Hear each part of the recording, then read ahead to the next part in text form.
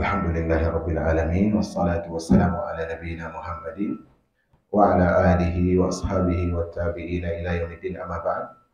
Kita buka halaman 17 yaitu di paragraf yang kedua. Halaman 17 di paragraf yang kedua. Nah, sebelumnya di atas itu ada sebuah ucapan yang disebutkan oleh orang Arab. Mereka mengatakan barang siapa yang akalnya bukan merupakan mayoritas perbuatan baiknya, maka kematiannya ada pada mayoritas perbuatan baiknya. Maksudnya adalah, perhatikan di situ, barang siapa yang akalnya bukan merupakan mayoritas perbuatan baiknya, maka kematiannya ada pada mayoritas perbuatan baiknya. Maksudnya gini, kalau seorang tersebut akal yang diberikan oleh Allah Subhanahu wa taala tidak dia habiskan hidupnya dengan akal tersebut untuk beramal baik, maka dia akan wafat dalam keadaan banyak kehilangan kebaikan yang belum dia lakukan. Maka seorang hidup di dunia ini yang diberikan oleh Allah Subhanahu wa taala akal, maka dia harus gunakan akal tersebut dalam perkara yang mendatangkan kebaikan bagi dirinya. Kalau kebaikan yang tidak dia lakukan dengan akal yang diberikan oleh Allah Subhanahu wa taala, maka hidupnya akan berakhir dengan banyaknya kebaikan yang tidak dia lakukan. Artinya harusnya usia dan akalnya itu bisa membuat dia bergelimang dengan kebaikan. Tetapi ketika hal itu tidak dimanfaatkan oleh dia akal yang diberikan, maka kebaikan yang harusnya menjadi bagian dia akan ditinggalkan sia-sia, sehingga dia tidak melakukan kecuali hanya kebaikan yang sedikit. Paragraf kedua, di sini poinnya. Disebutkan dalam pepatah Arab, di sini saya bacakan Arabnya, kullu syai'in kathura rahusa illa al-aql, fa innahu idza kathura ghala. Segala sesuatu ketika banyak akan menjadi murah, kecuali akal, karena ketika banyak akal tersebut akan menjadi mahal. Segala sesuatu, bahan pangan, sandang pangan, barang-barang yang ada di dunia ini, barang-barang yang ada di dunia ini, kalau dia banyak, maka dia akan menjadi murah. Misalnya, komoditi beras, gandum, buah-buahan, kalau terlalu berlimpah, maka harganya akan jatuh. Kecuali akal, kecerdasan itu, semakin cerdas, orang akan mau membayar mahal ide dan pendapat orang tersebut. Makanya ma'asyiral ummah yang dirahmati oleh Allah Subhanahu wa taala,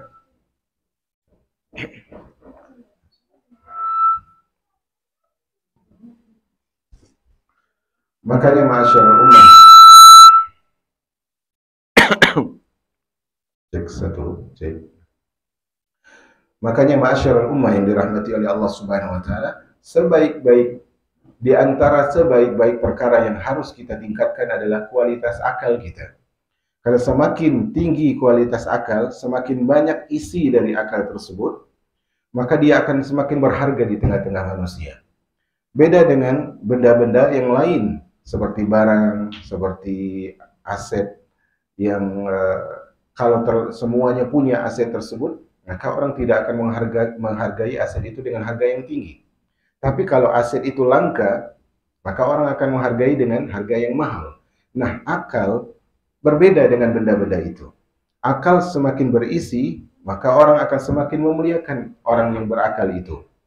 Maka dalam masalah ini beliau ingin mengingatkan kepada kita bahwasanya sebaik-baik perkara yang kita berusaha untuk tingkatkan, untuk semakin diisi, semakin full dan sebagainya, adalah akal yang diberikan oleh Allah Subhanahu wa taala. Sebagian lagi mengatakan, innal aqil min aqlihi fi irsyadihi wa min ra'yi fi imdadihi fa qawluhu sadid wa fi'luhu hamid. Disebutkan di sini. Salah satu sastrawan berkata, orang yang berakal, akalnya menjadi petunjuk dan pendapatnya menjadi pertolongan. Ucapannya benar, perbuatannya terpuji. Perhatikan ya. Orang berakal, akalnya menjadi petunjuk, pendapatnya menjadi pertolongan. Petunjuk bagi dirinya dan menolong orang lain. Karena itu di dalam konsep memilih dewan syuro atau orang yang diambil pendapatnya, dewan di dalam sebuah majelis, Itu yang dipilih adalah berdasarkan kecerdasannya. Kita sebutkan kemarin akal ada dua.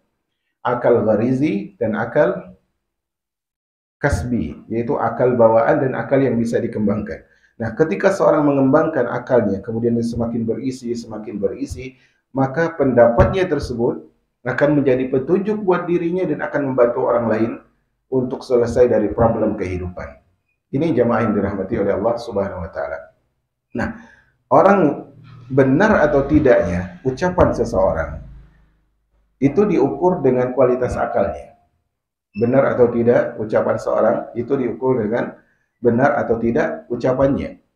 Jadi gini, konsep Islam melihat orang itu berakal atau tidak dilihat dari kebenaran ucapan dan terpujinya perbuatan.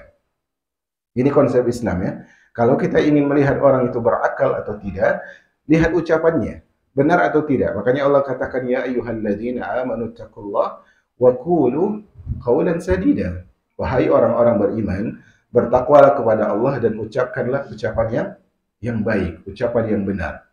Nah, kebenaran ucapan inilah yang menandakan orang itu berakal. Makanya orang yang pandai beretorika, orang yang pandai lihai menyusun kata, itu tidak semena-mena dikatakan sebagai orang berakal. Karena isi dari konten yang diucapkan itulah yang menjadi tolak ukur orang itu berakal atau tidak. Apalah artinya banyak retorika, banyak polesan kata, tetapi sedikit maknanya. Dan orang itu dilihat juga dari sikap perbuatannya. Jadi orang cerdas bukan orang yang tertulis di nilai rapotnya, IQ-nya sekian, nilainya sekian dan sebagainya. Tetapi lembaran catatan malaikat setiap hari itu apakah perbuatannya terpuji atau tidak. Kalau ternyata dicatat oleh malaikat fulan melakukan amal saleh, fulana melakukan amal salehah, maka kesalehan amalnya tersebut menandakan orang itu adalah orang yang berakal. Makanya kalau kita lihat di tengah masyarakat kita, orang yang pergi ke masjid, rajin pergi ke masjid, itu disebut dengan orang alim. Orang alim itu adalah orang yang menggunakan akalnya menuntun dia kepada ketaatan kepada Allah yang memberikan akal kepadanya. Kebalikannya di sini beliau sebutkan. Orang yang bodoh, kebodohannya menjadi kesesatan dan hawa nafsunya menjadi amarah. Ucapannya menyakitkan, perbuatannya tercela. Ini efek dari kebodohan. Ini dalam muamalah terlihat ya. Kebodohannya tersebut akan menyusun tangga demi tangga, membawa dia kepada kesesatan dan kepada jauhnya dari petunjuk Allah Subhanahu wa taala. Kita lihat contohnya dalam kehidupan sehari-hari, kebodohan sebagian masyarakat, mereka lebih condong kepada membenarkan sesuatu yang tenar atau menyukai sesuatu yang tenar dan membenci sesuatu yang benar. Itu masyarakat kita. Kenapa hal itu bisa terjadi? Padahal yang tenar belum tentu berada di atas jalan hidayah. Bisa jadi dia berada di atas jalan kesesatan. Mencintai yang tenar, membenci yang benar. Nah, hal itu terjadi karena kejahilan. Karena kejahilan. Makanya sering kemarin kita ulang ya. Kenapa Abul Hakam menjadi Abul Jahal, orang yang bijaksana menjadi orang yang jahil? Karena akalnya tersebut tidak menuntun dia kepada hidayah yang dibawa oleh Nabi Sallallahu Alaihi Wasallam. Dan buruknya kejahilan ini jamaah, cara dia menyikapi sebuah masalah itu biasanya dengan amarah. Dan ini makanya kemarin kita sebutkan penting memilih pasangan hidup itu orang yang punya kecerdasan. Karena kalau dia rendah kecerdasannya, cara menyikap sebuah masalah, cara menghadapi sebuah problem, itu ujung-ujungnya menjadi amarah. Sehingga ucapannya itu nyelekit dan menyakitkan, dan perbuatannya itu menjadi perbuatan yang menampakkan celah pada dirinya. Karena itu orang yang berakal, ketika menyikapi problem biasanya santai, slow, bijak, dan semua itu dituntun oleh isi dari akalnya.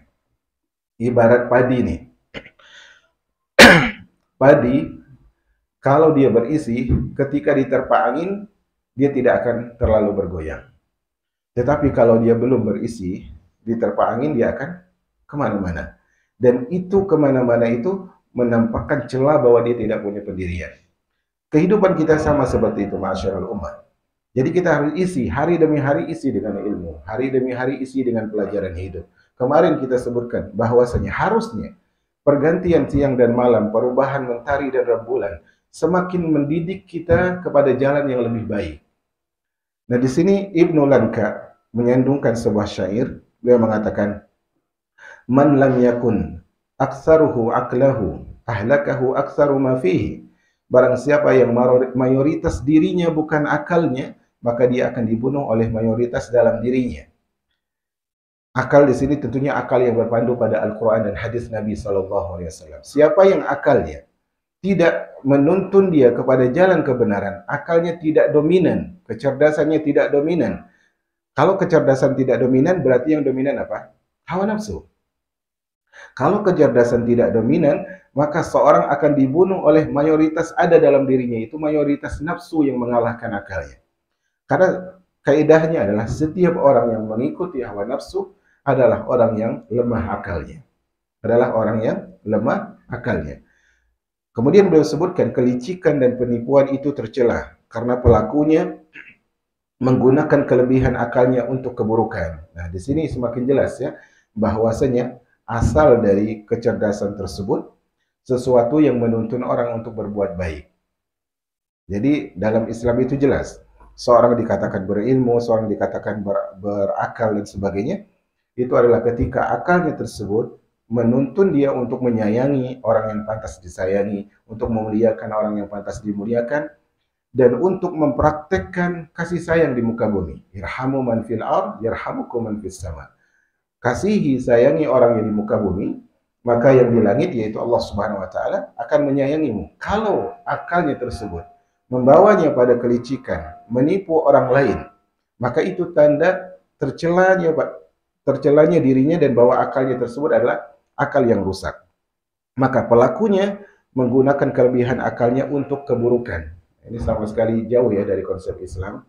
Konsep Islam itu akal tersebut adalah membawa orang untuk zuhud. Zuhud yang bagaimana? Zuhud ketika melihat orang yang lebih tua, dia mengatakan bahwa orang ini lebih banyak amal salehnya. Ketika melihat yang lebih muda, dia mengatakan orang ini lebih sedikit dosanya. Tapi ketika kelebihan akalnya membuat dia menipu orang lain, menghadirkan kelicikan, maka kelebihan akal seperti ini tidak diakui di dalam Islam. Seandainya dia menggunakannya untuk kebaikan, maka tentu dia akan menjadi terpuji. Nah, makanya di sini ya disebutkan oleh para ulama, lam yazal alimu jahilan ma lam ya'mal bi ilmihi. Kata para ulama, seorang alim itu senantiasa dikatakan sebagai orang yang jahil kalau dia tidak mengamalkan ilmunya. Kalau dia tidak mengamalkan ilmunya. Ilmu yang diberikan untuk mengembangkan akalnya, mengembangkan jiwanya, kalau sebatas maklumat, itu bukanlah sebuah fadilah dari Allah Subhanahu wa taala. Jadi ilmu, makanya saya katakan kemarin di salah satu tempat, bahwasanya kita tidak perlu menjadi seorang ustaz, enggak perlu menjadi orang yang disebut sebagai ahli ilmu. Cukuplah hari kita itu hari yang mendekatkan kita kepada Allah Subhanahu wa taala. Di hari akhirat Allah tidak menjamin seorang ustaz masuk surga. Di hari akhirat Allah tidak menjamin seorang alim terbebas dari neraka. Tapi yang dijanjikan surga oleh Allah Subhanahu wa taala adalah orang yang hari demi harinya semakin takwa. Dan takwa ini didapatkan dengan seorang mengamalkan ilmunya, dan orang yang mengamalkan ilmu itu disebut dengan orang yang berakal. Mughirah bin Syu'bah mendeskripsikan tentang Umar bin Khattab radhiyallahu anhu. Ini dia menceritakan tentang Umar itu orangnya begini dan begini. Kata Mughirah bin Syu'bah, dia terlalu utama dan terlalu berakal untuk ditipu. Artinya Umar ini orangnya cerdas. Umar ini orangnya berakal. Dan berakalnya Umar kemarin karena beliau punya firasat. Jadi kata Nabi SAW, wahyu itu sudah terputus. Yang ada hanyalah firasat. Firasat seorang mukmin. Dan firasat Umar itu selalu kuat. Sehingga dia tidak mudah ditipu dan dia tidak menjadi orang yang menipu. Nah, bagaimana kok ucapan dari Mughirah bin Syu'bah ini, Umar terlalu utama dan terlalu berakal untuk ditipu? Apa sebabnya? Sebabnya adalah berdasarkan ucapan Umar ini. Umar berkata, aku bukan penipu dan tidak ada seorang pun yang bisa menipuku. Seakan-akan Umar ingin ngajarin nih sama kita bahwasanya agar engkau tidak ditipu, jangan jadi orang yang menipu. Itu konsep hidup. Kalau kita tidak mau ditipu, jangan menipu orang lain. Karena secerdas apapun nilai angka dari akal seseorang, kalau dia pernah berbuat curang kepada seseorang, dia akan direndahkan oleh orang yang nilai akalnya lebih kecil daripada dirinya. Misalnya ada orang yang doktor, tapi dia dengan ilmu doktornya tersebut membuat orang menjadi tertipu, membuat orang menjadi dihinakan dengan kelebihan akalnya tadi. Lambat laun dia akan bertemu orang yang mungkin level pendidikannya lebih rendah daripada dia, dan orang itu akan menipu dia. Maka di sini kalau kita lihat Umar bukan termasuk sahabat yang paling masyhur dengan keilmuannya. Jadi masih ada Abdullah bin Abbas, ada Abdullah bin Mas'ud. Tetapi Umar tidak pernah tertipu. Bahkan ketika sebelum beliau wafat, Umar didatangi oleh Mughirah bin Syu'bah yang ada di sini, sahabat Mughirah bin Syu'bah. Mughirah bin Syu'bah ini punya seorang budak dari bangsa Majusi, yaitu Abu Lu'lu' al-Majusi, yang nanti menjadi pembunuhnya Umar. Nah, Umar sebenarnya sudah tahu bahwa orang ini etikatnya buruk. Tetapi karena dia menghargai dan ingin memberikan keringanan kepada Mughirah, dia izinkan orang Majusi ini tinggal di Madinah. Nah, dari sini bisa kita ketahui bahwasanya Umar punya feeling bahwa orang ini akan membahayakan dirinya.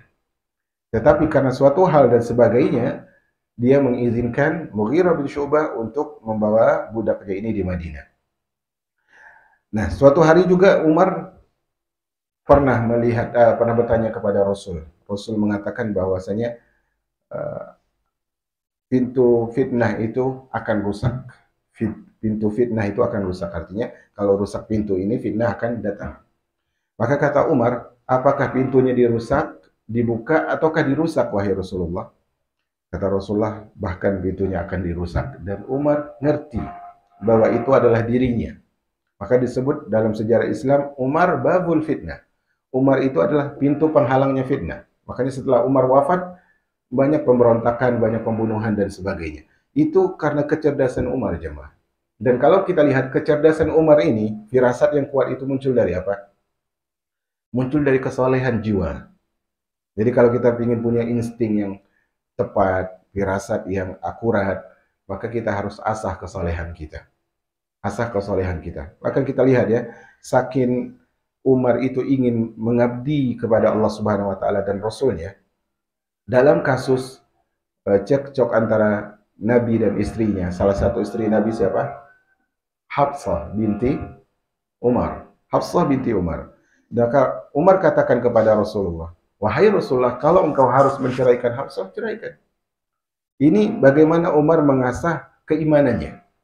Sehingga kemudian Allah Subhanahu wa taala jadikan Umar orang yang cerdas, jadikan Umar orang yang punya insting yang besar di dalam menilai sesuatu. Sehingga ayat hijab itu turun karena sebab Umar dan sebagainya.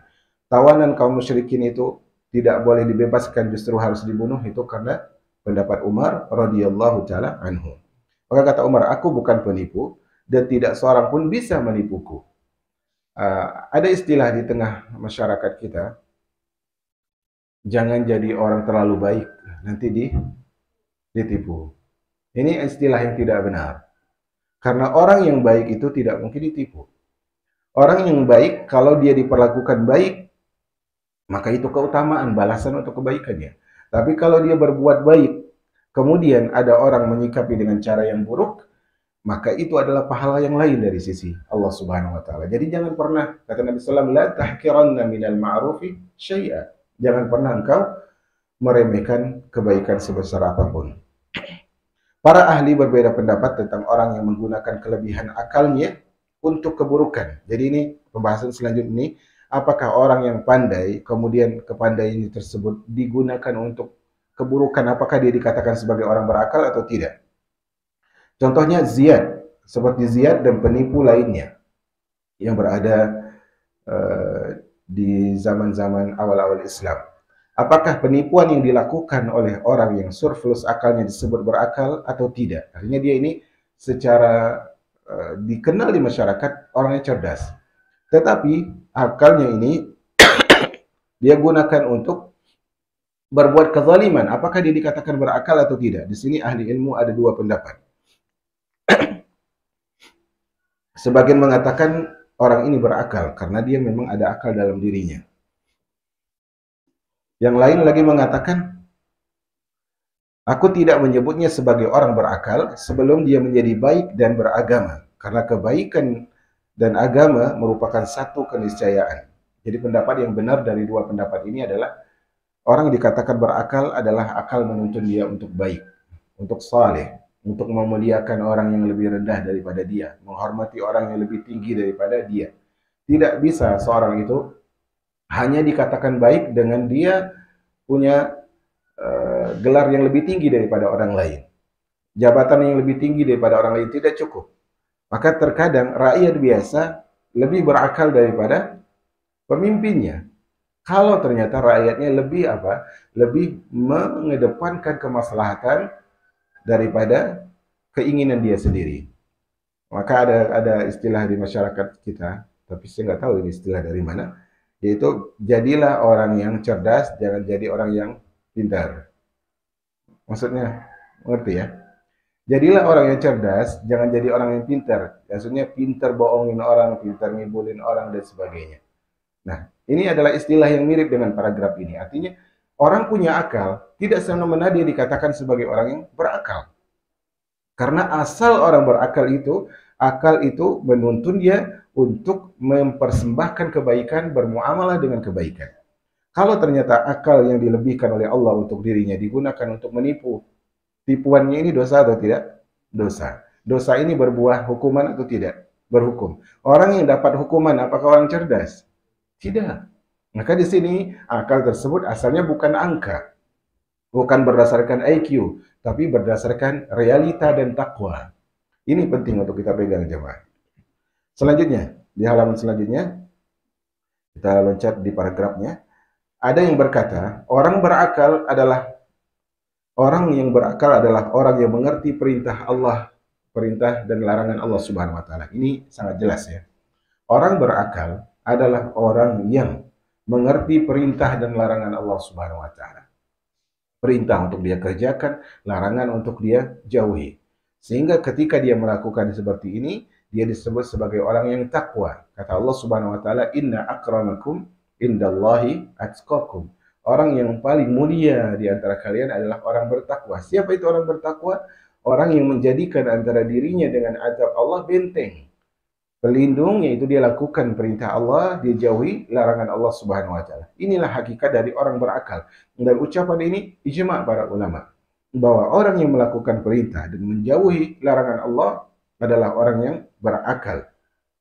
Sehingga para pengikut mazhab Syafi'i, ini Syafi'iyah, mengatakan bahwa orang yang mewasiatkan sepertiga hartanya adalah manusia yang paling berakal. Orang ini adalah orang yang zuhud karena dia mematuhi akalnya dan tidak tertipu dengan angan-angan.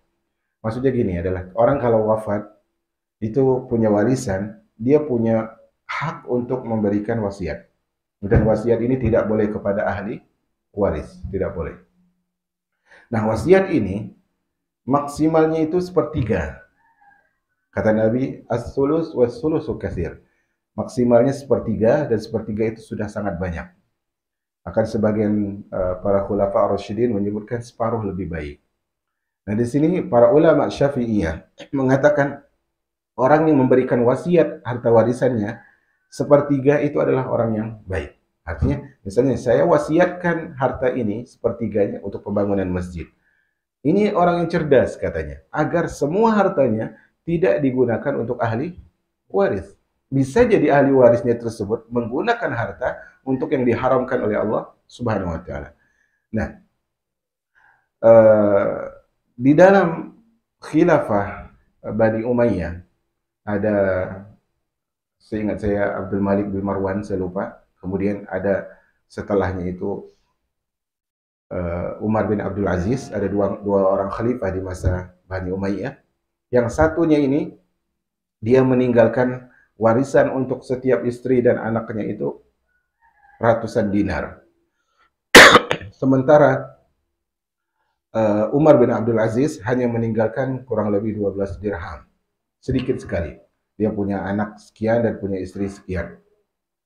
Tetapi kata periwayat kisah, aku dapatkan, dia ditanya, wahai Umar bin Abdul Aziz, kenapa engkau tidak tinggalkan warisan yang banyak buat putra-putrimu, buat istrimu?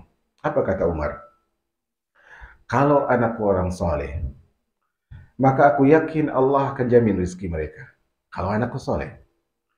Tapi kalau anak-anakku bukan orang soleh, aku tidak ingin hartaku digunakan untuk maksiat. Subhanallah, kecerdasan Umar bin Abdul Aziz. Maka kata periwayat kisah ini, aku dapatkan khalifah yang meninggalkan harta ribuan ratusan dinar tadi, aku dapatkan anak mereka itu minta-minta di pasar, ngemis. Sementara anak Umar bin Abdul Aziz, aku dapatkan di jihad mereka berinfak masing-masing 100 ekor unta. Padahal hartanya ditinggal sedikit. Nah ini memang yang penting diperhatikan oleh setiap orang, kesolehan yang dibangun. Makanya ulama mazhab Syafi'i di sini mengatakan, orang yang mewasiatkan sepertiga hartanya di jalan Allah sebelum dibagikan warisannya, itu orang saleh. Orang yang cerdas, orang yang zuhud, karena dia mematuhi akalnya untuk melakukan hal yang lebih bermanfaat setelah dia wafat. Karena dia tidak, kadang orang itu punya angan-angan ya, punya orang tua itu sebagian punya angan-angan. Saya bekerja buat siapa? Buat anak, buat masa depan anak dan sebagainya. Padahal mereka lupa. Orang tua itu lupa masa depan anak itu dilihat dari takwanya orang tuanya. Dalam surah Al-Kahfi, ketika Musa alaihissalam bersama Khidir alaihissalam, kemudian sampai di di pulau, kan Khidir itu bunuh anak kecil di kisah dalam surah Al-Kahfi. Kemudian ditanya oleh Musa, kata Khidir, bukankah aku sudah larang engkau untuk bertanya? Akhirnya mereka terus perjalanan masuk ke desa itu, minta jamuan masyarakat setempat. Tapi masyarakat itu nggak mau menjamu mereka. Padahal mereka perantau dan sebagainya. Kebiasaan orang dulu biasanya menjamu orang yang susah. Nah, akhirnya Khidir melihat ada tembok yang mau roboh. Ini kisah kedua perjalanan Musa. Atau kisah ketiga dari perjalanan Musa. Yang pertama, perahunya dilobangi. Yang kedua, anak dibunuh. Ketiga, masalah tembok ini.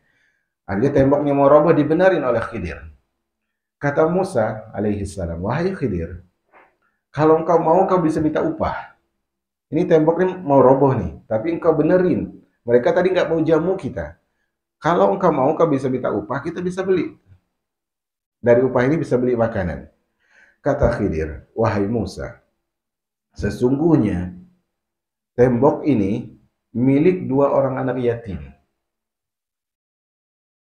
Yang di bawah tembok ini ada harta karun, harta warisan. Dulu orang tua mereka orang soleh. Dan aku membangun tembok ini, kata Khidir, aku berharap tembok ini tidak roboh kecuali saat mereka sudah dewasa. Maksudnya gini, kalau tembok ini roboh sekarang, mereka masih kecil, masyarakat sekitar akan ngambil harta mereka yang ada di bawah tembok. Tapi kalau aku bangun, kemudian tembok ini roboh ketika mereka sudah dewasa, mereka sudah punya power, sudah punya kekuatan untuk membela dan mengambil hartanya. Sini, perhatikan. Allah menjaga harta anak-anak ini karena sebab kesolehan orang tuanya. Maka di sini ma'asyarul ummah, orang yang cerdas, orang yang menggunakan akalnya untuk tidak terpedaya dengan angan-angan. Tidak sedikit orang tua bekerja untuk anaknya, namun lupa tentang iman dan kualitas Islam anaknya. Lupa dengan kualitas takwa dia kepada Allah Subhanahu wa taala. Luqman bin Abu Amir meriwayatkan dari Abu Darda, Rasulullah bersabda, Rasulullah mengatakan, wahai Uwaimir. Uwaimir ini adalah panggilan dari Abu Darda. Kata Rasulullah, wahai Uwaimir, tambahkanlah akalmu, maka engkau akan semakin dekat kepada Tuhanmu. Aku berkata, kata Abu Darda, demi ayah dan ibuku, ini ucapan ini bukan sumpah. Ini bukan sumpah. Masyarakat Arab biasa mengucapkan hal ini. Bagaimana cara berakal wahai Rasulullah? Rasulullah bersabda, jauhi perbuatan yang diharamkan oleh Allah, tunaikan fardu yang diwajibkan oleh Allah, maka engkau akan menjadi orang berakal. Kemudian lakukanlah yang perbuatan sunnah yang salih, maka engkau menambah akalmu di dunia dan bertambah dekat kepada Tuhanmu. Dengan demikian, itu adalah sebuah kemuliaan. Hadis ini hadis yang tidak sahih, hadis palsu. Sebagaimana mukaddimah kita di kitab ini, kata Al-Imam Ibnul Qayyim, semua hadis yang berbicara tentang kelebihan akal tidak sah. Tetapi makna dari hadis ini benar, yaitu bahwasanya orang yang berakal itu orang yang melakukan pertama wajib. Kemudian dia meninggalkan larangan, kemudian dia hiasi dengan amalan sunnah. Makanya Islam itu semua rukun Islam semuanya wajib. Nah, cara untuk menghiasi salat wajib dengan salat sunnah. Puasa wajib dengan puasa sunnah. Sehingga kalau salat wajibnya bolong, dalam artian nggak sempurna pahalanya, Allah tutup dengan pahala salat sunnah. Itu kata Nabi sallallahu alaihi wasallam. Ala kulli hal hadisnya tidak sah. Sebagian ahli sastra menyenandungkan bait-bait berikut ini. Bait ini dinisbatkan kepada Ali bin Abi Thalib radhiyallahu taala anhu. Sebagian lagi menisbatkan kepada Ali bin Muhammad Al-Bassami. Ini berbunyi, Innal makarimal akhlaq Innal makarima akhlaqun mutahharatun fal aqlu awwaluha wad dinu tsaniha. Perhatikan ini. Sungguh akhlak yang mulia itu suci. Pertama akal, kedua agama. Ini enggak benar. Enggak benar. Kalaupun ini sah dinisbatkan kepada Ali, ini tidak benar. Karena harusnya yang pertama agama. Ya, yang pertama agama. Makanya saya katakan kitab ini perlu ada guru. Khususnya di poin akal ini jangan dibaca tanpa guru. Di sini beliau sebutkan, sesungguhnya akal yang mulia itu suci, pertama akal, kedua agama. Kebalik, harusnya agamalah segala sesuatu. Karena orang yang tidak beragama tidak disebut berakal. Kemudian, wal ilmu salisuha wal hilmu rabi'uha wal judu khamisuha wal urfu sadisuha. Ketiganya ilmu, keempatnya lapang hati, kelimanya dermawan, keenamnya kebaikan. Wal birru sabi'uha was sabru thaminuha. Kemudian ketujuh adalah kebaktian, kedelapan adalah sabar. Wasyukru tasi'uha wal linu'a syiruha. Kemudian kesembilan adalah syukur, kesepuluh adalah kelembutan. Tapi ingat, pertamanya adalah agama. Makanya tidak pantas kita memuji orang kafir dengan kebaikan-kebaikannya. Dia lebih mulia daripada tetangga saya itu. Padahal tetangganya muslim. Mungkin tetangganya bakhil, iya. Mungkin tetangganya suka mengganggu, iya. Tetapi secara pandangan Allah, muslim yang jahat, tanda kutip, lebih mulia daripada kafir yang baik, tanda kutip. Karena agamalah tolak ukurnya. Tetapi ingat, seorang pernah datang kepada Nabi SAW. Wahai Rasulullah, fulana salat malam dan puasa di siang hari. Tetapi lisannya itu, subhanallah, kata Rasulullah, hiya finnar, dia di neraka. Hadis ini penting bagi kita perhatikan. Harusnya salat, amal kebaikan melarang kita dari amal jahat. Kalau ternyata semakin salat semakin jahat, maka harus ada yang dicek dari kualitas salat kita.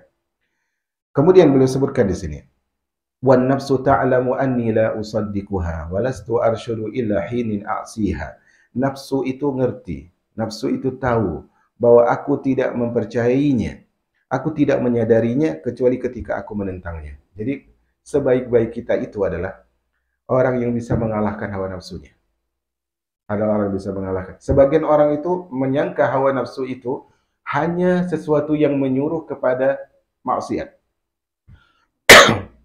Sebagian orang menyangka hawa nafsu itu hanya yang menyuruh kepada maksiat. Padahal di antara hawa nafsu adalah sesuatu atau sifat yang menjadikan kita lalai dalam hal yang mubah. Saya ulangi, kalau kita terlalu leluasa melakukan amalan mubah sehingga lupa dari amalan ketaatan, itu juga karena nafsu. Jangan karena kita katakan, kan mubah, nggak dosa. Terlalu over time dalam masalah perkara mubah itu dorongan hawa nafsu. Jadi syaitan itu punya anak tangga dalam menggoda manusia. Yaitu pertama kesyirikan dan kekufuran. Kedua adalah amalan-amalan bid'ah. Kemudian yang ketiga adalah dosa-dosa besar. Keempat adalah dosa-dosa kecil. Kemudian yang kelima adalah syubhat, yang keenam makruh, yang ketujuh mubah. Kalau kita menghabiskan waktu kita dalam usia mubah saja itu sudah rugi kita.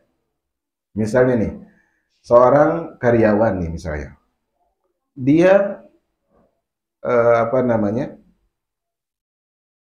diberikan kerja oleh atasannya misalnya ya. Kata atasannya, engkau saya berikan kerja tapi engkau bisa milih mau kerja atau tidak. Kalau dia tidak ngambil kerjaan padahal dia butuh tuh pemasukan, dia dosa tidak? Tidak. Tapi rugi tidak? Rugi. Padahal kerja ini bukan kerjaan yang wajib bagi dia nih. Kerjaan tambahan aja kalau mau ambil. Sama seorang dalam hidupan perbekalan akhiratnya, kalau ternyata dia sibuk mubah, misalnya traveling terus, jalan-jalan terus, kuliner terus, mohon maaf ya ibu-ibu ya, kuliner terus, apa namanya, dan sebagainya lah, itu ibu-ibu lebih tahu, itu sudah cukup menghabiskan waktu. Menghabiskan waktu. Makanya dulu para salaf, sebagian ulama ketika ada yang memanggil mereka, wahai imam, saya ingin bicara kepada Anda. Kata dia apa? Bentar, tolong stopkan dulu matahari. Kalau matahari bisa engkau stop, saya akan ngomong. Kalau nggak bisa, saya tidak mau menghabiskan waktu dalam keadaan sia-sia. Padahal dosa atau tidak ngomong sama orang ini? Nggak dosa. Cuma hal yang mubah, ya. Tetapi dia tidak ingin waktunya itu habis sia-sia. Kemarin kita mendengarkan salah satu murid Syekh Albani, yaitu Syekh Masyhur Hasan Salman, masih hidup beliau, hafizahullah ta'ala. Beliau mengatakan, saya sejak lulus S1, lupa saya tahun berapa itu, sejak lulus S1 sampai sekarang, sampai hari ini, beliau itu menghabiskan waktunya di maktabahnya, di perpustakaannya, dari habis subuh sampai isya. Subhanallah. Karena begitu menghargai waktu. Karena waktu itu modal terbesar bagi kehidupan seorang hamba. Kita lanjutkan ya, kita habiskan bab akal ini karena cukup rumit. Kalau tidak dihabilkan maka akan pusing terus. Wal ilmu ta'lamu fi aini muhaddisiha man kana min hisbiha aw min 'adiha. Ainaka qad dallata 'ainayya minka 'ala asya'in laulahuma ma kuntu adriha. Kata beliau, mata mengetahui tentang berita dalam mataku. Mata mengetahui tentang beritanya dalam mataku. Siapa yang bagian dari golongan atau bagian dari musuhku. Kedua mata benar-benar memberitahu mataku tentang dirimu, tentang kedua matamu itu engkau tidak akan menampakkannya. Di sini beliau ingin jelaskan bahwasanya di antara bentuk kecerdasan seorang dalam akalnya adalah dia bisa melihat sebuah gambaran itu dari pandangan mata. Kadang ini mata orang yang berdusta, ini mata orang yang orang yang menyembunyikan realita dan sebagainya. Ada kulihal di sini beliau berbicara tentang akal, tetapi ingat akal nomor 2 minimal, agama adalah nomor pertama.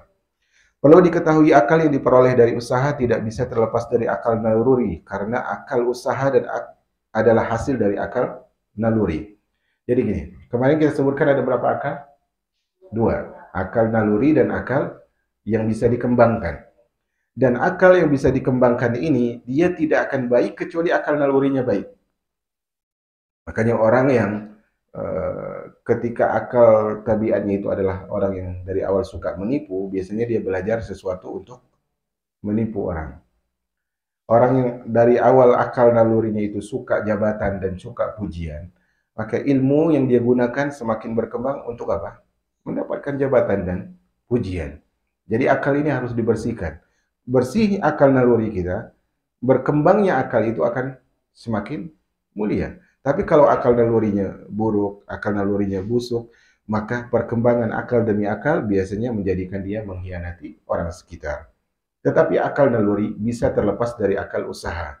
Artinya, orang bisa saja tidak mengembangkan akalnya. Misalnya dia, mohon maaf ya, jahil. Ini jahil terus. Artinya, akal naluri ini nggak ada kaitannya dengan akal yang dikembangkan. Kalau dia nggak mau mengembangkan, itu kecelakaan bagi dia sendiri. Tapi akal yang bisa dikembangkan itu pasti ada kaitannya dengan akal naluri. Paham tidak di sini ya? Nah, nanti kalau nggak paham ditanyakan. Seperti orang dungu tidak menemukan keutamaan atau sehingga pemiliknya terlepas dari keutamaan dan penuh dengan kehinaan. Jadi orang yang nggak mau mengembangkan akalnya biasanya dia hina. Seperti orang yang dungu yang tidak menemukan keutamaan. Orang dungu jarang sekali terlepas dari kehinaan. Dan orang yang dungu ini, orang yang jahil ini, kalau dibiarkan, dia akan dicelakakan oleh dirinya sendiri. Makanya Islam mengajarkan, mohon maaf ya, saya sebenarnya kurang sehat juga. Nah, karena ini majelis awal-awal jadi saya tidak mau absen. Nah, ya. Orang yang dungu itu, kalau dibiarkan dalam kedunguannya, dirinya sendiri yang akan buat dia binasa. Kita ini kalau nggak mau belajar nih, yang akan membuat kita celaka itu diri kita sendiri. Ada sebuah ucapan yang disebutkan oleh pepatah Arab, Al-mar'u aduun ma jahilahu. Seorang itu menjadi musuh bagi sesuatu yang dia tak ngerti. Kita akan benci kebenaran kalau kita nggak ngerti jalan yang benar. Kita akan benci kepada orang yang peduli sama kita kalau kita nggak tahu realitanya, kan gitu. Kalau kita kenal orang ini peduli, oh ini kebenaran, kita akan cinta kepada kebenaran itu dan akan cinta kepada orang yang peduli. Tapi orang yang dungu, dia akan selalu menganggap cinta itu sebagai benci, menganggap peduli itu sebagai amarah dan sebagainya. Sehingga dia tidak terlepas dari kehinaan. Diriwayatkan dari Nabi dan hadis ini juga tidak benar. Orang yang dungu itu seperti tembikar, tidak bisa ditambal dan tidak bisa dibagi-bagi. Maknanya benar. Ngapain juga bagi-bagi kebodohan kan begitu ya. Tapi ini hadisnya nggak benar. Kemudian ini juga hadisnya nggak sah ya. Hadisnya juga nggak ada asal usulnya di sini. Kita udah coba cari. Butuh kata-kata di sini diriwayatkan dari Nabi. Orang dungu adalah makhluk Allah yang paling dibenci olehnya. Karena ketiadaannya adalah sesuatu yang paling mulia baginya. Artinya kalau orang itu hidup dengan kebodohan, gak adanya dia, matinya dia lebih baik daripada adanya dia. Jadi sampah di tengah-tengah masyarakat. Salah satu ahli hikmah berkata, ini bagus nih, butuh kepada akal itu lebih jelek daripada butuh kepada harta. Butuh kepada akal itu jauh lebih jelek daripada butuh kepada harta. Maksudnya gini, maksudnya adalah untuk mendapatkan akal, itu jauh lebih letih daripada untuk mendapatkan harta. Untuk mendapatkan akal itu jauh lebih letih daripada mendapatkan harta. Orang kalau dia kerja, lembur dan sebagainya, dapat nggak hasilnya? Dapat. Tapi orang kalau dia untuk mengejar kecerdasan, kadang nggak dapat. Karena polanya berbeda-beda kecerdasan itu. Dan apa namanya, orang yang jahil pun kalau dia kerja, dapat hasilnya. Tapi orang yang untuk mengejar akal ini tidak semua orang mendapatkan bagian. Jadi lebih letih. Salah satu sastrawan berkata, bencana orang bodoh adalah ibroh bagi orang berakal. Ini indah sekali ya. Bencana orang bodoh adalah ibroh bagi orang berakal. Maksudnya, ibroh agar dia tidak jadi orang bodoh. Karena orang bodoh itu, secerdas apapun dia, sekaya apapun dia, setinggi apapun jabatannya, dia pasti dipermainkan. Pasti dipermainkan. Makanya orang yang termasuk orang yang bodoh juga adalah orang yang pikirannya itu dunia terus, dunia terus. Karena dia selalu dipermainkan oleh dunia. Sepandai-pandai kalau kita pernah mendengar kisah pengkhianatan dalam cinta, maka dunia itulah yang paling pandai berkhianat. Dunia itu tidak pernah setia kepada siapapun. Maka nggak perlu kita kejar. Dan di sini penulis membawa kisah yang terjadi di kalangan orang-orang Persia. Saya akan bacakan kisahnya, kemudian saya jelaskan. Khosrow ini adalah seorang raja. Di sini nama bahasa Arabnya adalah Anushirwan. Anushirwan di footnote itu ada Anushirwan, harusnya Anushirwan. Dia berkata kepada menterinya, yaitu Buzur Jamihar. Susah ya nama mereka ya. Ya, dia berkata kepada, ini yang satu raja, yang satu menteri.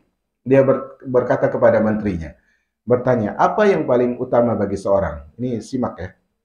Kata menterinya, akal yang membuatnya hidup.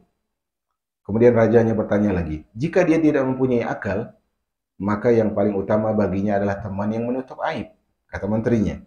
Raja bertanya lagi, jika dia tidak mempunyai teman, kata menterinya yang paling utama baginya adalah harta untuk merayu masyarakat. Ini tanda kutip ini. Kemudian dia bertanya lagi, jika dia tidak punya harta, maka dia menjawab yang paling utama baginya adalah kelemahan yang diam. Kemudian terakhir dia bertanya lagi, jika dia tidak punya kelemahan yang diam, maka menterinya menjawab yang paling utama baginya adalah kematian yang menghilangkan. Saya tidak akan ambil pendapat ini, karena ini pendapat orang yang jelas bukan Islam. Kita ambil pendapat dari seorang tabi'in Ibnu Mubarak. Ucapannya mirip. Kata Ibnu Mubarak, tidaklah seorang itu diberi sesuatu yang lebih baik melebihi akal yang bisa menyelamatkannya. Kemudian ditanya kepada Ibnu Mubarak, kalau dia nggak punya akal yang menyelamatkannya, kata Ibnu Mubarak, dia punya adab yang baik.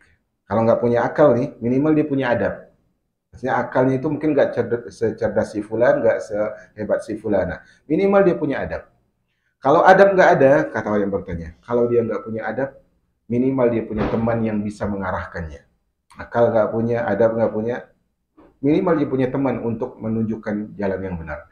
Kalau ternyata dia nggak punya teman, kata orang ini, maka kata Ibnu Mubarak, yang baik bagi dia adalah diam. Diam. Nggak akal, nggak cukup.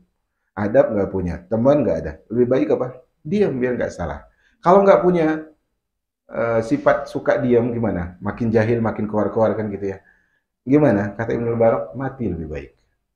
Mati lebih baik. Nah, di sini Ibnu Mubarak ingin mengajarkan kepada kita adalah bahwasanya puncak akal tersebut adalah sesuatu yang menghidupkan kita dengan kehidupan yang menyelamatkan kita.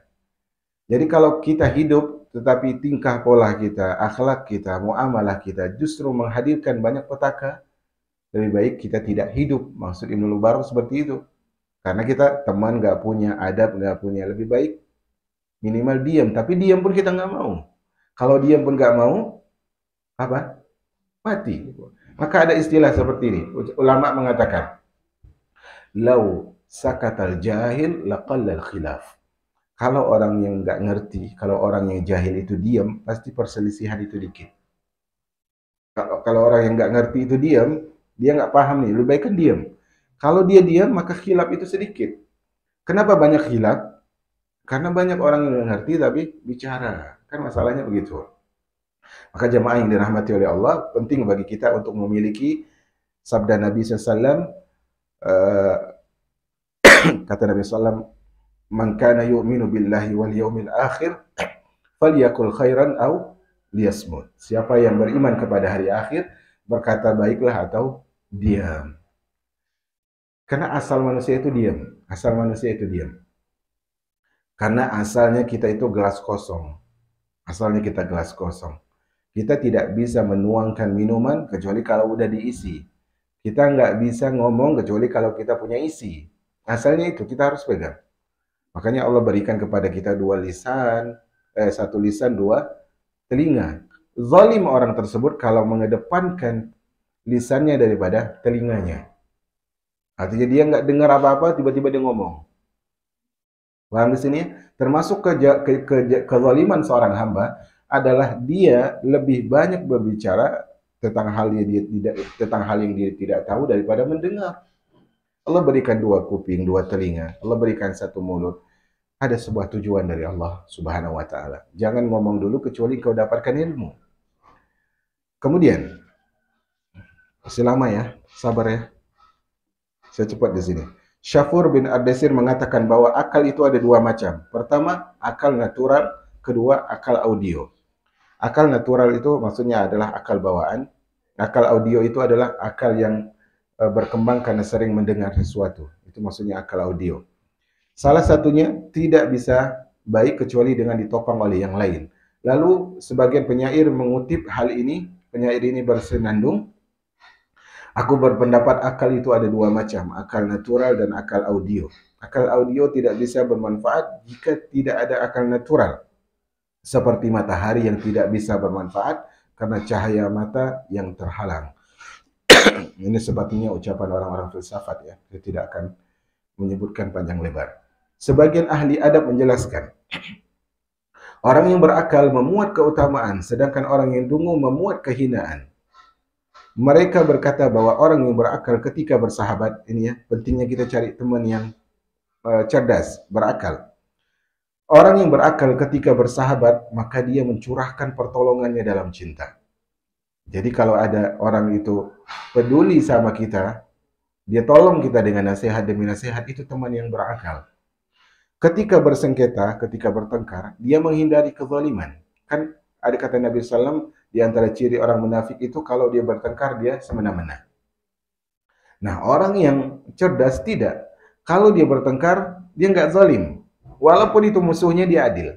Walaupun itu musuhnya. Itu orang yang cerdas. Sedangkan, sehingga sahabatnya merasa bahagia dengan orang berakal itu, sedangkan lawan sengketanya memegang teguh keadilan orang berakal itu. Jadi orang berakal itu sesuai dengan firman Allah, wala yajrimannakum syana'ana qaumin ala alla ta'dilu. Jangan sampai kebencian kepada suatu kaum membuat kau tidak adil. Kan kita kan gini, dia kan non muslim, biarin aja lah. Enggak gitu. Adil tetap adil.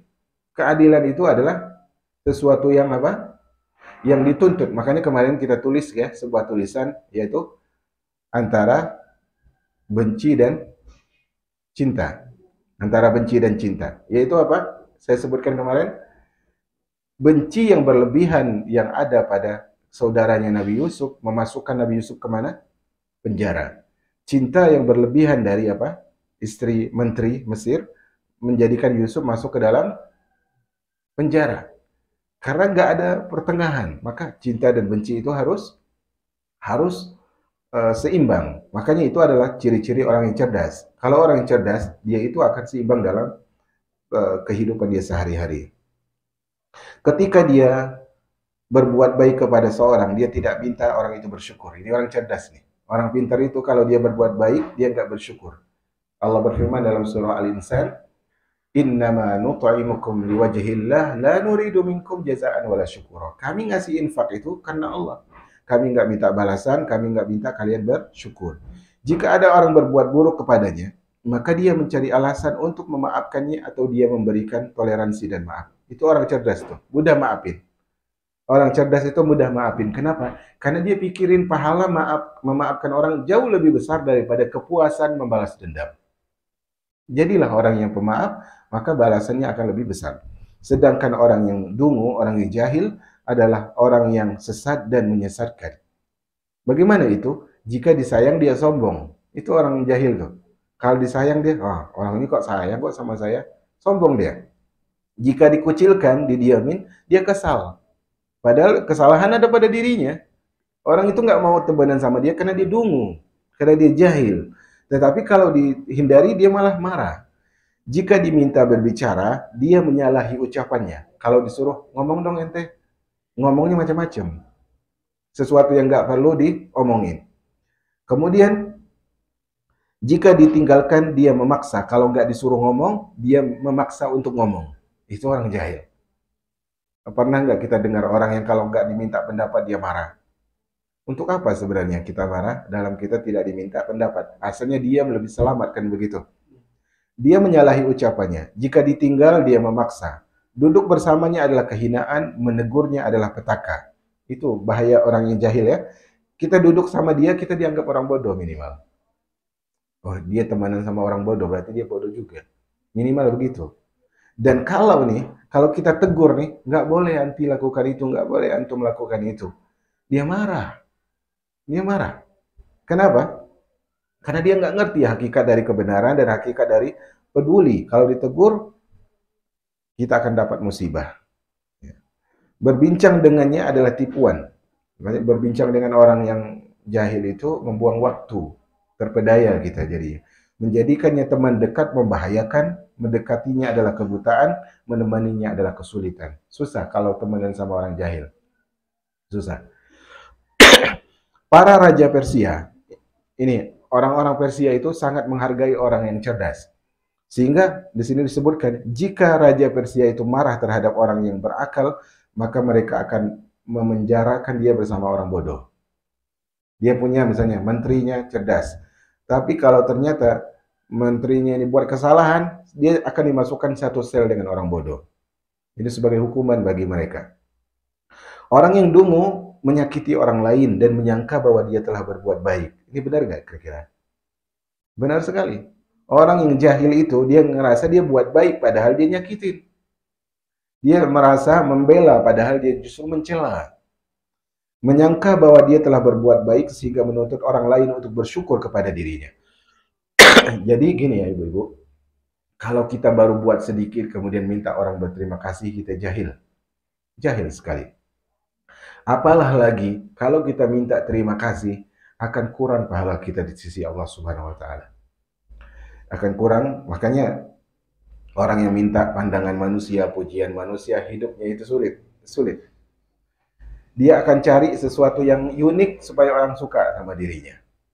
Padahal hidup kita di dunia ini adalah hidup sesuai dengan apa yang kita punya.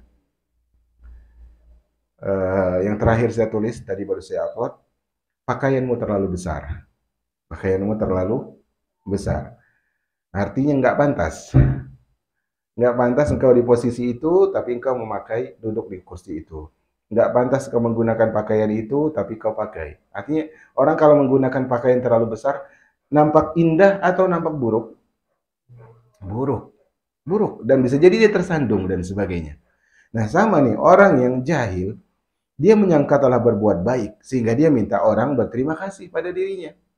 Padahal yang dia pakai itu baju orang lain. Padahal yang membuat kebaikan itu justru orang kepada dirinya, bukan dia kepada orang lain. Dia berbuat baik, lalu menyangka bahwa dia telah berbuat buruk. Dia berbuat baik, lalu menyangka bahwa dia telah berbuat buruk. Jadi dia melihat kebaikan dengan keburukan, dan melihat keburukan dengan kebaikan. Kacamatanya kotor. Kacamatanya kotor. Paham ya kacamatanya kotor? Nah, cerdas-cerdas orang bengkong. Kesalahan-kesalahan orang yang dungu tidak akan selesai. Aibnya tidak akan berhenti. Setiap kali pandangannya melihat kesalahan orang dungu, di belakangnya melambai-lambai kesalahan yang lebih rendah, lebih hina, lebih pahit, dan lebih petaka. Bagi orang yang memperhatikan dan mengambil pelajaran, betapa banyak ibrah yang bisa diambil manfaatnya. Jadi jangan sampai adanya kedunguan di sekitar kita menjadikan kita tidak mengambil pelajaran. Orang yang jahil terhadap kebenaran harusnya menjadikan kita mengerti kebenaran. Orang yang membenci kebenaran harusnya menjadikan kita cinta kebenaran. Ambil hukum kebalikannya. Ahnaf bin Qais berkata, ini bagus sekali ucapan Ahnaf. Dia mengatakan, orang dungu itu dijaga dari segala sesuatu kecuali dari dirinya sendiri. Ini mirip yang saya sebutkan tadi. Orang dungu itu, misalnya orang yang bahasa kita apa? On gitu ya. Nah, agak kurang enak ngucapinnya. Nah, dia itu bisa kita tolong. Misalnya kalau dia mau nyebrang, dia nggak hati-hati, kita bisa nolong dia.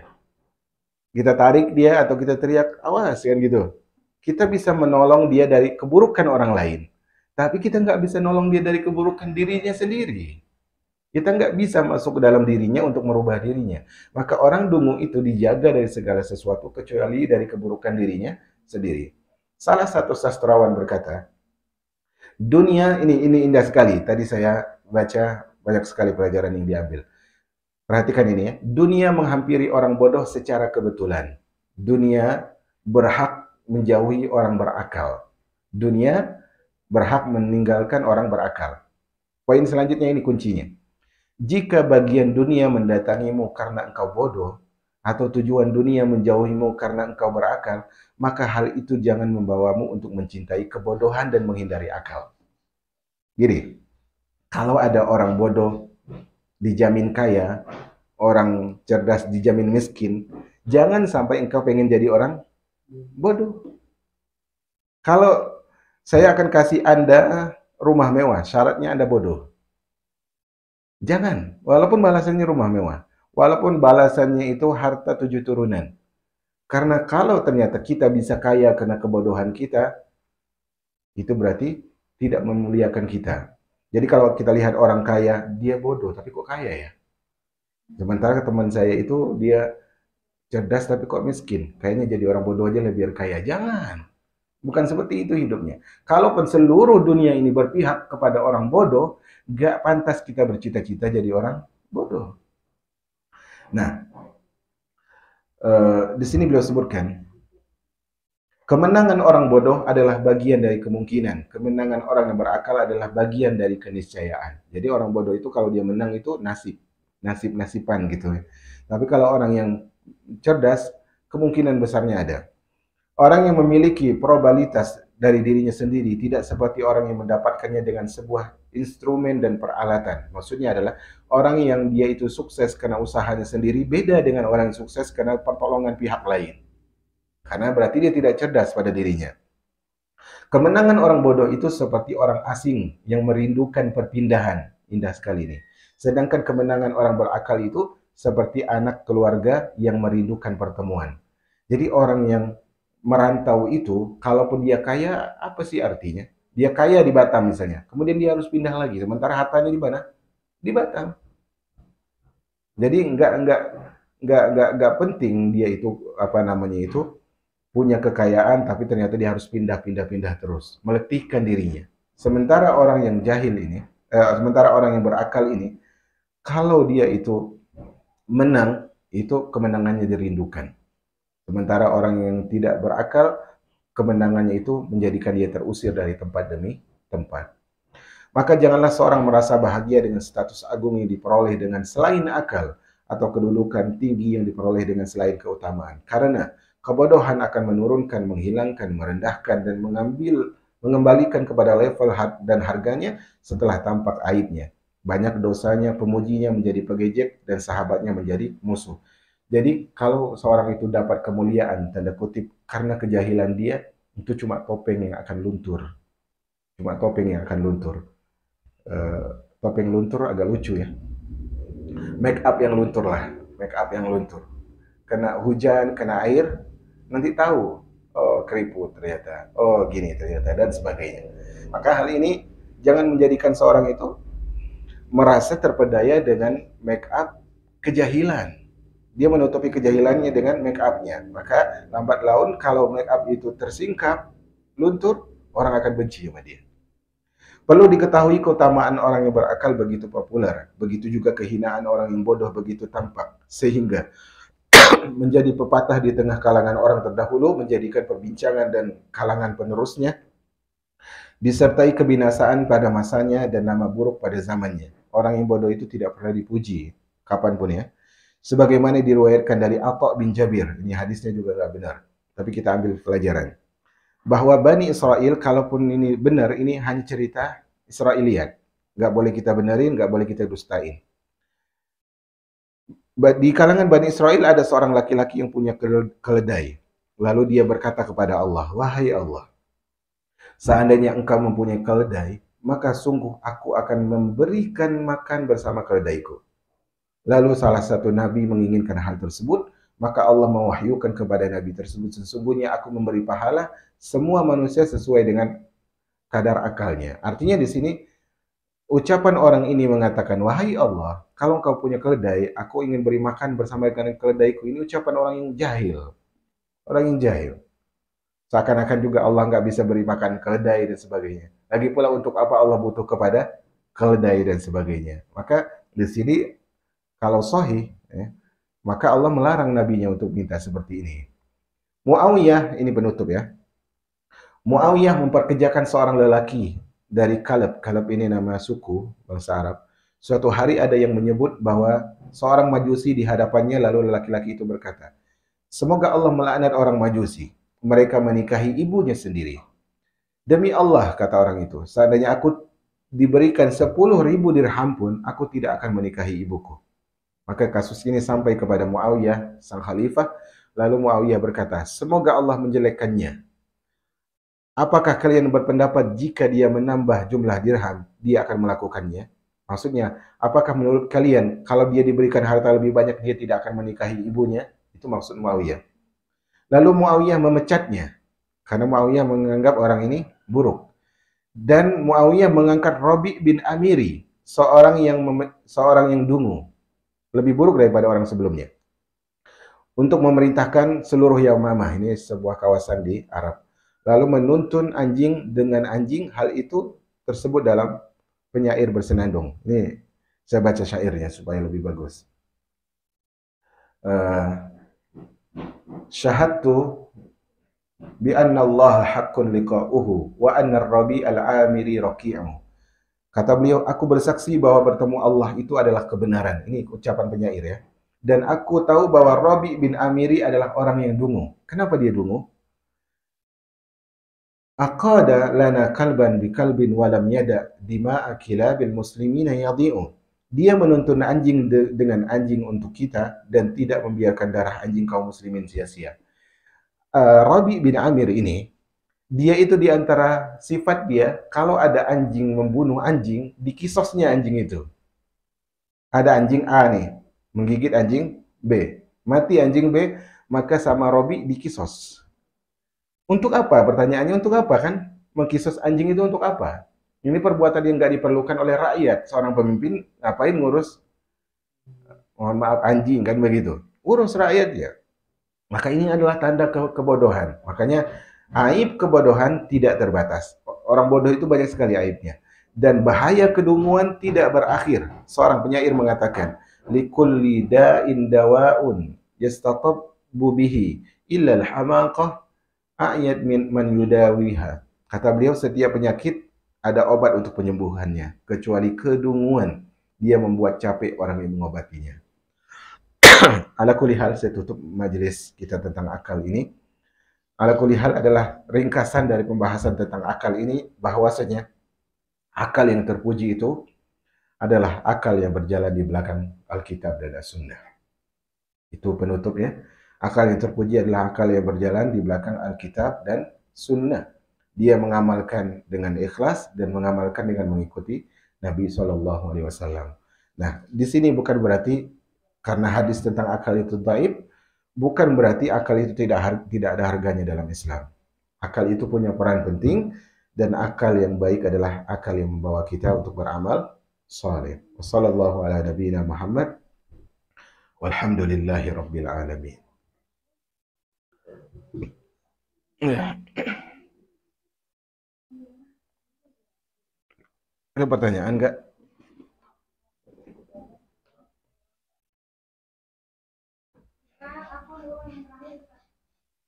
Apa? Ya, akal yang terpuji adalah akal yang berjalan di belakang Al-Quran dan Sunnah. Di belakang Al-Quran. Karena supaya kita tidak menjadi orang ateisme dan sebagainya. Karena mereka, orang ateis itu kan pengen Al-Quran dan Sunnah masuk akal. Ya, gitu. Padahal Al-Quran dan Sunnah memang masuk akal. Cuman akal siapa? Kan gitu. Akal yang terpuji adalah akal yang berjalan di belakang Al-Quran dan Sunnah. Beramal dengan ikhlas dan mengikuti tuntunan Rasul Sallallahu Alaihi Wasallam. Mengikuti tuntunan Rasul Sallallahu Alaihi Wasallam. Jadi kalau kita dapatkan akal kita, misalnya kita dulu di sekolah itu dapat nilai sekian, tapi lihat amalan kita sekarang, apakah amalan yang diridhoi oleh Allah atau tidak? Kalau ternyata tidak ikhlas, kalau ternyata jauh dari tuntunan Rasul, maka sebaiknya kita mengakui bahwa kita bukan orang berakal. Makanya di zaman Rasul banyak pemimpin-pemimpin Quraisy kemudian menjadi hina karena apa? Menolak ajaran Rasul Sallallahu Alaihi Wasallam. Ya.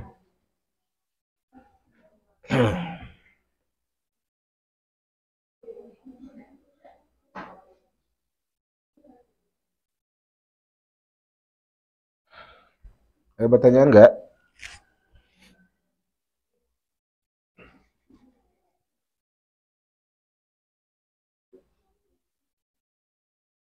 Nggak ada ya? Kalau nggak ada, saya tutup dengan sebuah kata. Kalau nggak ada, saya tutup dengan sebuah kata. Silakan. Nggak apa-apa, nggak apa-apa. Good.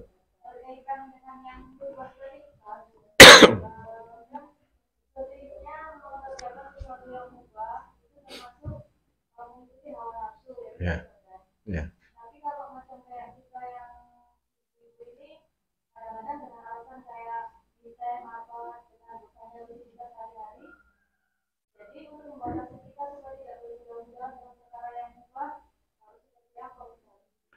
Nah, barakallahu fiik. Iya, asalnya memang perkara yang mubah dibolehkan, sebagaimana namanya mubah. Tetapi ingat, kita hidup dengan usia yang tidak bisa kita minta gantinya dari Allah. Ya Allah, kemarin saya habis lakuin mubah, ganti dong dengan waktu yang lain saya ingin buat taat. Sesuatu yang mubah yang kita gunakan pada waktu yang tidak bisa ada ganti menjadi rugi. Misalnya gini, misalnya seorang dia tersebut misalnya adalah seorang direktur di sebuah perusahaan. Orang yang punya perusahaan biasanya yang dipikirkannya adalah omset, adalah penghasilan dan penghasilan. Nah, kalau seorang direktur saja dia itu tidak mau menyia-nyiakan proyek yang ditawarkan kepada dia, haruskah seorang mukmin yang tahu bahwasanya perjalanan dia itu berbalas surga atau neraka meremehkan waktunya, kan begitu? Nah, bagaimana kalau kita pengen waktu me time atau family time dan sebagainya? Gunakan yang mubah itu dengan niat ibadah. Gunakan yang mubah dengan niat ibadah. Ya Allah, misalnya me time. Saya pernah buat juga video me time. Me time yang terbaik adalah merenung diri. Merenung diri sendiri, muhasabah. Maka ucapan penutup yang ingin saya katakan adalah orang yang berakal itu adalah orang yang selalu nampak aib dirinya sendiri. Itu orang berakal. Sementara orang yang selalu melihat aib orang lain itu bukan orang berakal.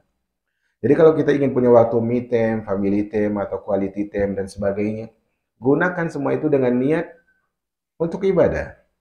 Untuk ibadah, misalnya, me time ini pengen sendiri, artinya, ya Allah, kesendirian ini, saya ingin menjadikan kesendirian ini adalah agar saya tidak menyibukkan diri dengan orang-orang sekitar.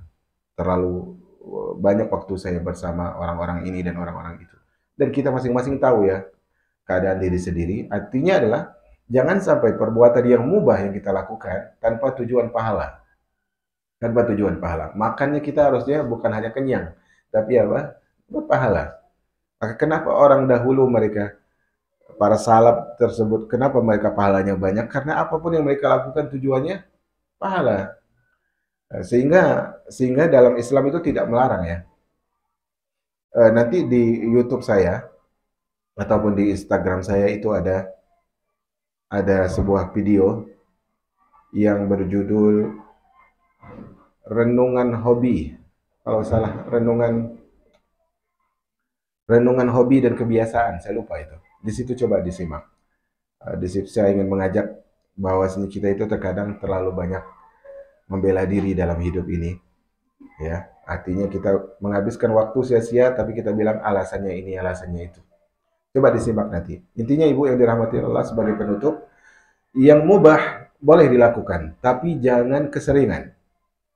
Jangan keseringan. Ana kenal orang-orang yang kalau dia diajak ke majelis ilmu, alasannya beribu-ribu.